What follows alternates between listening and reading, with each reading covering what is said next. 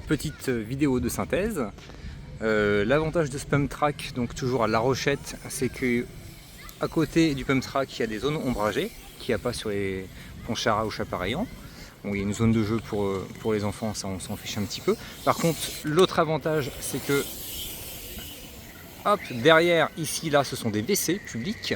Il y a même un point d'eau, il y a une fontaine d'eau aussi. Donc ça, c'est un gros avantage. Il y a WC et fontaine d'eau.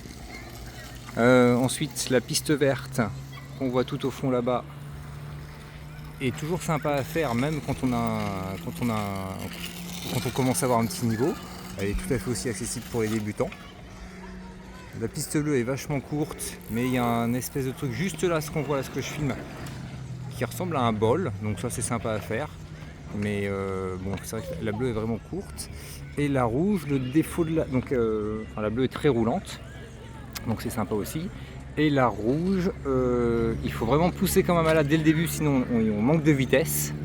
Après on arrive à regagner de la vitesse juste dans ce virage là.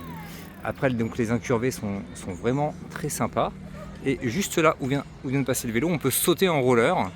C'est le seul saut qu'il y a à faire, donc au final, même si on rate son saut, on n'est pas obligé de sauter. Et même si on rate son saut, c'est pas un problème, parce qu'on a tout de suite dans une descente dans la foulée. Donc vraiment très plaisante aussi, très facile, beaucoup plus facile que la rouge, enfin beaucoup plus plaisante que la rouge à Chapareillan.